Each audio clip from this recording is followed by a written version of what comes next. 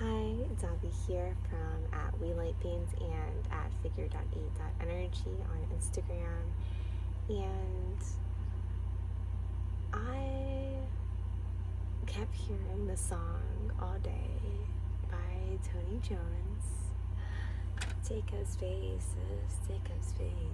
and that's the only part I kept hearing over and over and over again in my head. I'm just like, why am I hearing this song?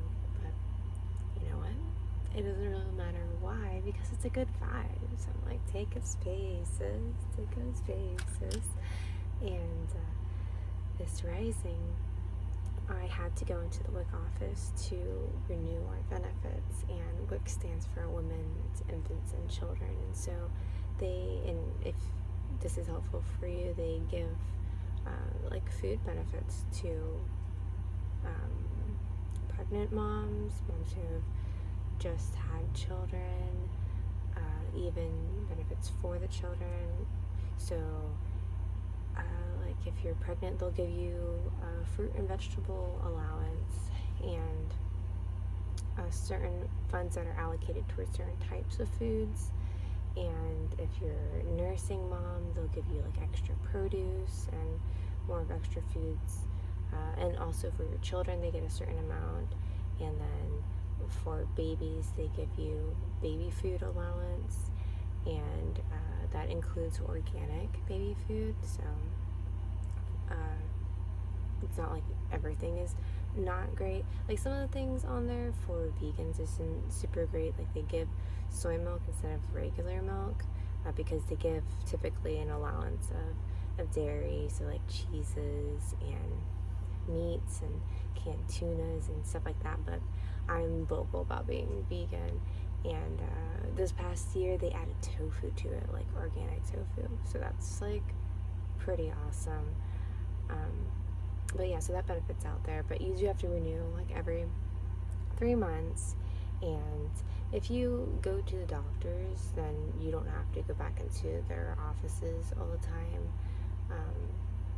But I don't go to the doctor, and my children don't go to the doctor because they're not sick. Like Ren has never been to a doctor ever. You know, I had him in the house that I was living in. I went and I did all of the legal documents for him and all of this. And before I get onto the story, I actually had DCF called on me because I do not take my children to the doctors. Like Rian had gotten, he got burned, you know? It happens with 2-year-olds. Like, you can tell them no so many times, and then it will just happen anyways, you know? Like, no, they'll do that. No, they're fine. They see you look away for a moment, and tink, right? And just like, I told you no. You know, what happened is he, like, ran into a sand, what he thought was sand. He loves dirt and sand and clay and, like, all of these different earth elements. And so my friend was tending the ashes after a fire, and he just like ran in and like scooped up the thing, like right in front of them too. It's just like there's certain things you just can't control unless there's like a fence around it. But you know, anyway, so that happened, right? And I tended to him, and I don't know how long burns typically take to heal, but he was healed by the time the DCF people came out. Like, they were actually called in hindsight, and that's like another story. I mean, people be calling DCF on me for all sorts of stupid things. Like, somebody called DCF on me because and this is what she said to me: is it true that you only feed your child fruits, vegetables, smoothies, juice, and select foods? I was just like, yes. Because, like, I'm thinking, it's like, when anytime a government official tries to question me something, especially when it's involving my children, you have to be very careful about how you respond, right? Because the government has like one view of how things are supposed to be, and then there's also the truth, and the whole thing is like an interrogation anyways. And I was just like, yes.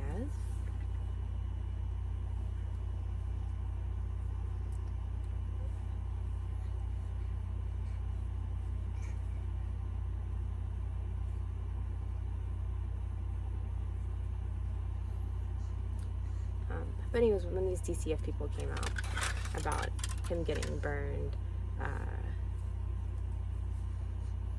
they check his wounds, and they're like, wait, when did this happen? And I was like 2 weeks ago. And they're like, but there's like almost no trace, like it's almost completely healed. And I was like, yeah, because I told you, like, I know how to take care of these things. Because that was one of the things they're like, well, why didn't you take him to a doctor? It's like, because I have gotten burned before. like I know how to take care of burns. And so this was a long process. It happened for months, and different people came out, and they even interrogated me. They had me come into one of their facilities after having multiple people come out and try to question me about the same things. And they're like, well, can you just take him in anyways to let our doctor see him? Like, sure. I have nothing to hide. Like, I know my children are healthy. I see how his mental is. I see how his physical is. And I see how some other, like, average children around his age act, too. So I know that he's... I basically can see what my choices have helped him excel on. He's always been super alert, you know. And so I go into the room, and there's 3 different people interrogating me, asking me all these questions. At this point, like, I have Ren in my arms. He was probably like he was only 2 months old this time, and, you know, like, single mom, doing it by myself, floating around, and Rian was asleep because it was during nap time. So they're interrogating me, asking me all these things, like, why don't you take him to the doctors? And it's like, because my children don't get sick. And they're like, he's 2, of course he gets sick. And I was like, well, he was sick once. No, he was sick twice. Once when he was 3 months old, because we were traveling around a whole bunch. And it was still only a couple of days. And then he got a cold, like, when he was 1.5. But it was just a cold. It wasn't like anything bad. And took care of that too. And they're like asking me how he eats, how I discipline him, and all of these things. And, you know, eventually he wakes up, and I have snacks strategically, like, in his strollers and drinks, because I know when he wakes up, he's kind of just like adults. Like, we want something to eat when we wake up. Our blood sugar has dipped. We're gonna be thirsty because our body's using a lot of water when we're sleeping. And so he, like, wakes up, and he's like, apples, and he grabs the apples, and he's drinking. And then he, like, looks around, and he realizes there's 3 women just, like, watching him. And he looks at me, and he just, like, crawls into my arm. And so this time I had Ren on one side, and then Rian was on this side. And so I have both my babies cuddled up with me, and they're still trying their hardest, and I'm just like being super cuddly mom mood with them. And so then we go into the doctor as part of it, and he sees they're interrogating me more, and now a doctor is, and he sees a shelf that has these little orange earbuds, but he can only see that they're circles and they're on a row. And he's like, oh, carrots, mama, carrots. And, you know, he was only saying like small phrases at this time. And I was like, oh no, darling, those aren't carrots. It's something else. I know they look like carrots, but that's not food. And so they go through their round of questions. And one of the questions is, well, does he eat healthy? And then she stopped and she's like, well, he thought those were carrots, so he obviously eats vegetables. A lot of children don't even know what carrots are, and like goes on all this stuff. And so at the end of it, they just like kind of gave a sigh, because now there's like 4 people interrogating me, right? And they're like, it's really recommended that you take your children to the doctors at least every 6 months. And I was just like, so it's recommended but not required by law. And they're like, no, it's not required, but it's recommended, because how do you know your child is on track? And I was like, well, every child is different, and also I can see if my child is healthy or not. It's like, he eats lots of fruits and vegetables. A lot of children don't even know what fruits and vegetables are. It's like, I think he's fine. You're like, he's kind of small, right? My response to them is like, yeah, I'm kind of small too. Like, they just kind of like, because I have to like hold back my tendency to like want to be like nitpicky back at them, because I think the whole thing is dumb, but I also know why they're doing it. And I know that part of my role here on earth is to push boundaries, to break down certain aspects of the infrastructure, to say like, hey, these are outdated structures.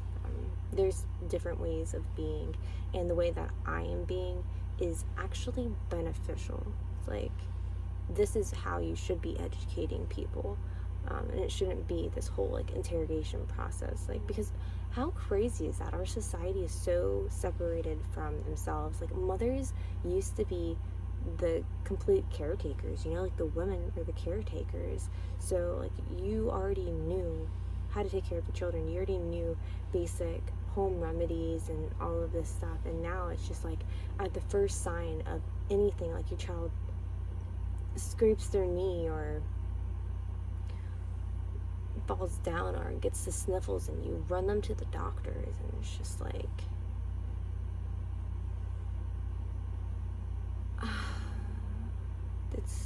I do feel our generation is getting back to it, right? Especially since we have the internet where people can look up remedies. But I really hope that there's something that's passed on to people where like we start feeling more empowered and knowing that we can take care of ourselves and using our intuition when we are taking care of our children. Anyways, so WIC office, another governmental office, so it feels static. I go in there and there's I by the way show up 25 minutes early because I know there's always a long line, and we ended up being there for over an hour past our appointment time just in the waiting room. I didn't actually end up having to go to the back, but so we're there, and the energy when I walk in is so dense. There's all of these mothers there with their children, different ages, and like the children are on their laps or just being very well behaved. And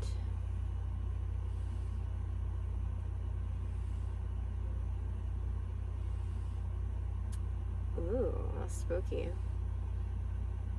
We take up space, right? I'm not gonna plug that light in. You guys can just listen to me in this beautiful salt light ambience. So we take up space, right? Just like Tony Jones was saying, take up space, sis. And I go in and I sign in, and anytime children see each other, especially when they're in this really weird static environment like that, where the parents don't want to be there, right? Because now you have your child, and it's in the rising, so like they do have energy, and you have to try to keep them by you, because it just feels like you're being monitored, and everybody wants their child to be on their best behavior and all of this stuff. And to me, it's like, the signs of a good child is not one that is super obedient. Yeah, it would be nice that they know certain boundaries, but also, like, a healthy child thinks for themselves. They're exploratory, they laugh, they play, they are active, they're not like sitting there in fear, because that says a lot about the disciplinary process, and shows that they're having some sort of like emotional thing and all this. And I'm speaking from experience. Like, I remember being very like always wanting to be super obedient and showing, like, being very quiet and reserved, and a lot of that had to do with what I was going through. Like, there was a period of like 4 or 5 years where somebody in my family passed away every single year, and so at a young age I was processing death, and also the cancer had just started coming out to the surface, and so that was a big thing. And so I was understanding what cancer was, and there's just like a lot. So I understand that, and especially having children and being around so many other children, like I can see what a healthy, happy child is like. And typically they are playing and exploratory and want to communicate with each other and everything. So we go there, and Rian is so happy. He brings in 2 toys, and he immediately walks up to this little girl, and he gives her a toy and wants her to play with him. And so, like, I see her look at her mom, and she's like a little hesitant. Her mom like gives her the go ahead to play, and so they're playing, and it's really cute. And then another child wants to play, and then he's a little closer to Rian's age, and then the mom puts on a show on her phone to try to keep her child from playing, right? But the show has a song on it, and so Rian, he starts dancing, and then he starts spinning in circles, and then the little boy starts spinning in circles, because it's like, oh, he can do it, I can do it too, because that's also how children are.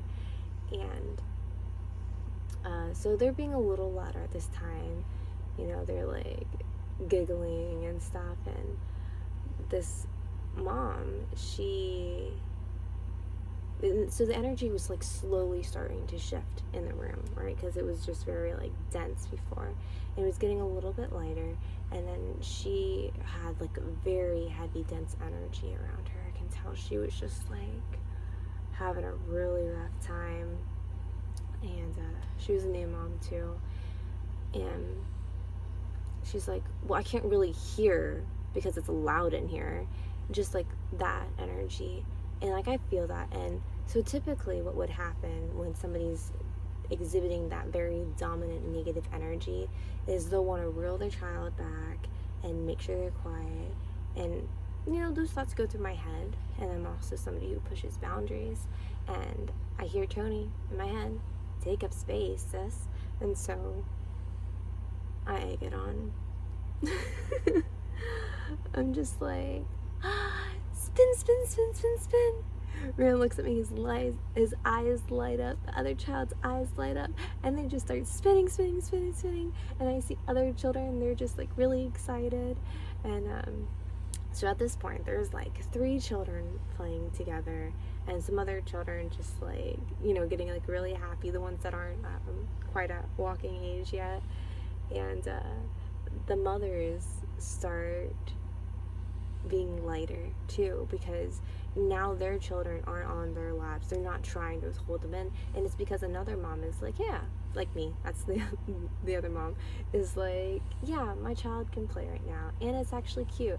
And they see me playing with him, like I'm sitting in a seat, but I'm playing with him, just vocally like encouraging him to spin, and I'm like singing songs, because like he plays, he comes to me, plays, he comes to me, and get on my lap. And so I'll just, our favorite thing recently has been to sing finger songs, and so I'm like singing those with him, and my energy is now taking up space. My energy is now the dominant energy in the space, so the children are happy.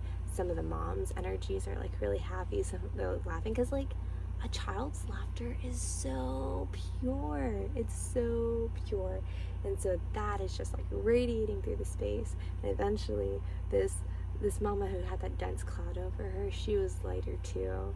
And she made some other comments to like another woman whose child was like still on her lap. She's like, your child is very good. And the mom's like, thanks. To me, like, I'm hearing this and I'm thinking, it's like, yeah, my child is really good too, because he's happy and he's taking up space and he's playing with other children and making them happy. And so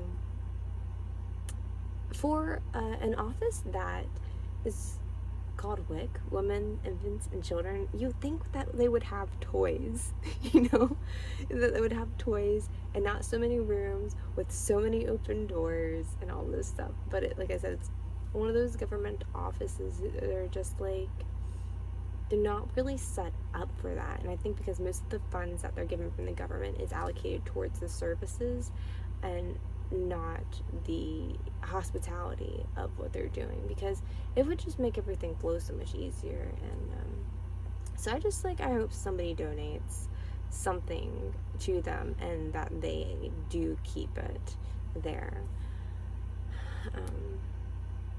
And I know the implications. My business mind is like thinking about all the implications of like having toys there and like wanting to sanitize it and all these things. But like maybe somebody else can donate one of those like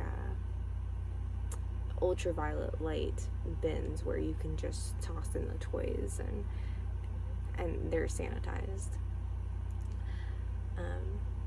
So later, so my day, like this rising, was really busy, and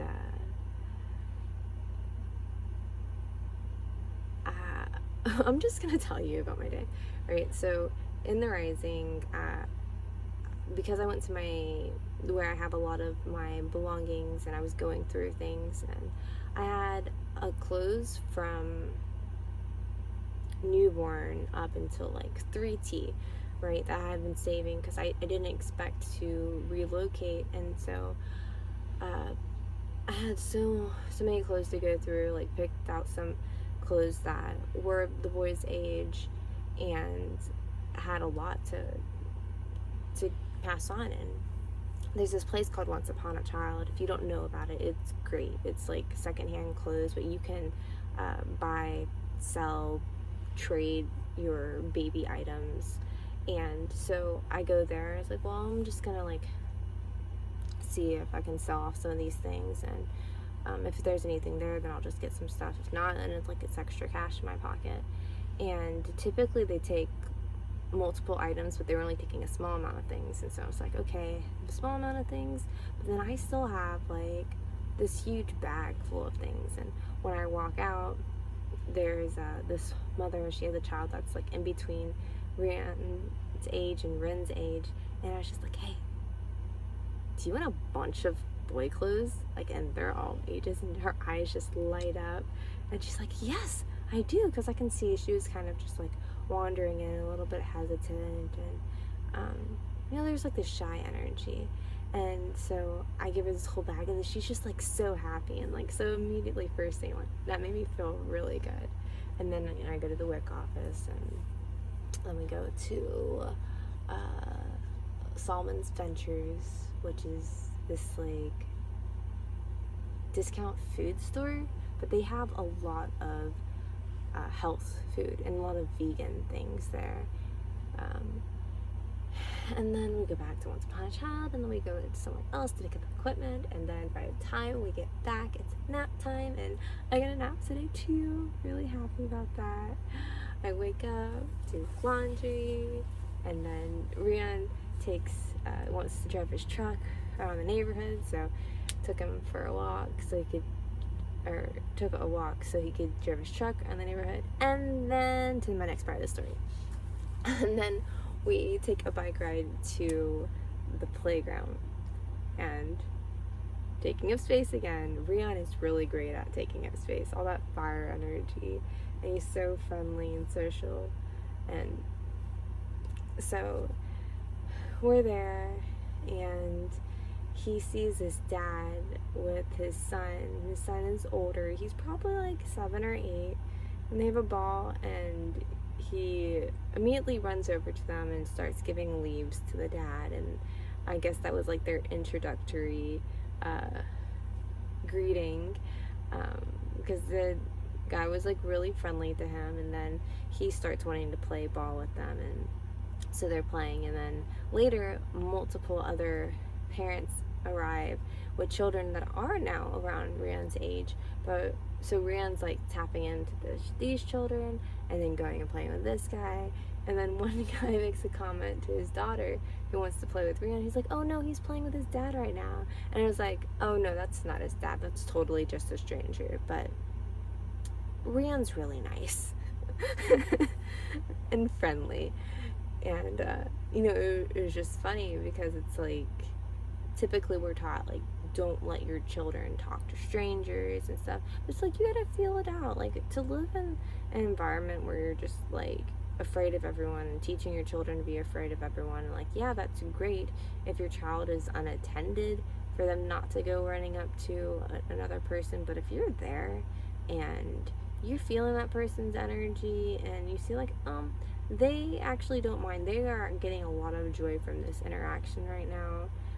It's not affecting their child at all, because now they have somebody else to play with, and like, I can just observe this, and just like, I'm sitting on my I was on a blanket, but towards this time with the conversation, I was like sitting on a bench with Rian in my arms, and I was watching Rian play with him, because that's the other thing, like, you just have to like keep an eye on them, make sure, just keep constantly reading the situation, and like if he tries to veer away or whatever.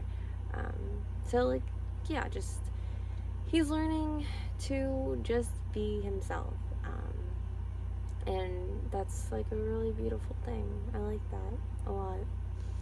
So I guess my message for today is, take up space, sis or bro, because your energy and or your child's energy is needed sometimes.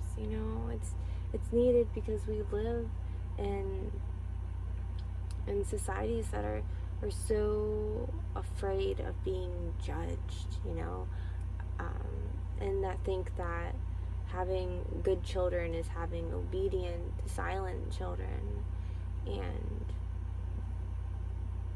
it's just not.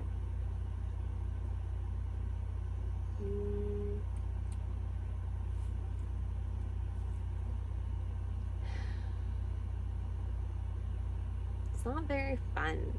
It's not very free. When you take up space, you're being your authentic self. You're allowing your child to be their authentic self, and not having to shift too much or adapt too much to what society tells them they should be or how they should behave, and all of these things. And yeah, like, he'll learn some etiquettes. He has some etiquettes already for certain environments, but just like really feel out the environment too. It's like, can the energy in this space use a facelift? And can I be that facelift? And there might be somebody who tries to push against it, but it's just because they have a cloud over them and they need to feel light too. Because I know just walking into a space and elevating the energy in there, it does so much more than affect people in that moment, because that energy can carry over people for the rest of the day, just like those clouds can carry over people for the rest of the day, because it's not fun going into static environments like that. It's not. But I'm going to close this out with the insight card, if I can read it in the dark.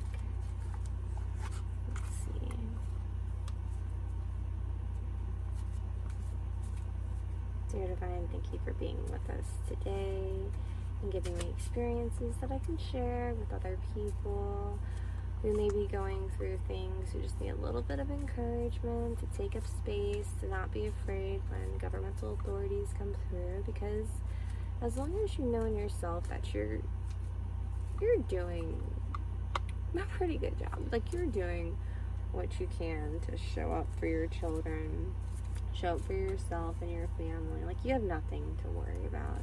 Don't worry about acting the way that people want you You think people want you to behave, and you think what makes you look like a good mom, or your child look like a good person. It's just like, if you know that you're good, you're good.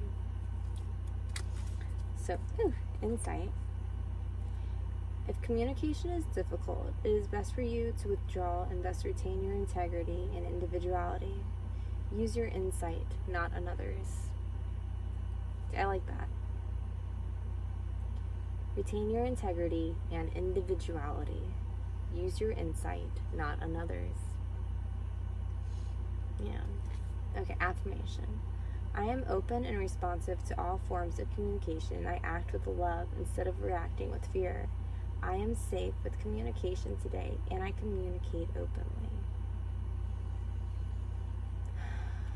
I would tell you to screenshot this, but you can't. So what I'm going to tell you from this is, you are safe to be. You are safe to be in your authentic expression, and you can communicate by the energy that you are exuding. Don't feel the pressures of how dense a room is, how dense some people are showing up, and feel fear like you have to submit to that dominant energy, because you can be the dominant energy in the room, and that is communication. You are communicating to them that you are confident, you are strong, you are not worried, and you know what you're doing. And that confidence is not something that can be questioned. My confidence in those interrogations could not be questioned. I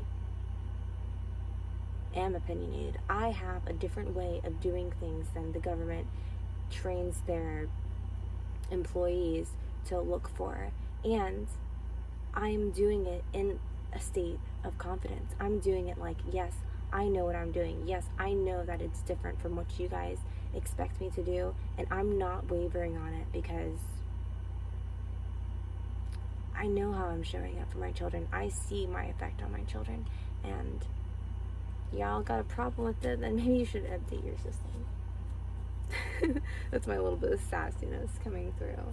And also just saying something else, like, when I went to the WIC office the first time years ago, I had to educate them about having a plant-based diet, being vegan, because they very much were like, what about B12? What about iron? What about protein? All of these things, right? And I have to be like, where do the animals get it from? B12? What about fermented things? It's bacteria that make B12. Yogurt, fermented foods, the bacteria in your mouth. Like, you shouldn't have a B12 deficiency unless there's something else going on in your body. That's one of the common misconceptions with being vegan, is a B12 deficiency. And then iron, it's like, well, iron comes from produce. We eat plenty of produce. There's several different things that have it, like leafy greens, dates, certain types of nuts. Like, we don't have a problem with iron. I don't take iron supplements, I don't take B12 supplements. And also protein. It's like, well, where are the animals getting the protein? The plants. So many different plants have protein. And I was looking at their nutrition wheel today at the WIC office, and it's like fruits and vegetables and grains and proteins. And I was like, it was just funny to me that protein was a separate thing. So it's like, you can get protein from your vegetables. Just look it up. Just look it up. But anyways, I have those conversations, and I show up. I don't just say what they want me to say, unless it's like I really just want to get out of there. Because there are times I deal with government officials, and I just say what they want to hear, so I can not exacerbate my energy or time that's going towards it. But then there's sometimes I feel the fire, and I want to change things. I want to rip down that infrastructure and be like, hey, what about this? And being vegan was one of those things. And so now they have tofu, and that's a huge step. It's still underneath that protein wheel, but it's like, it's more variety for people who do have alternative eating habits. Okay. Bye, y'all. Let me know what you think about this talk. Love you. Mwah.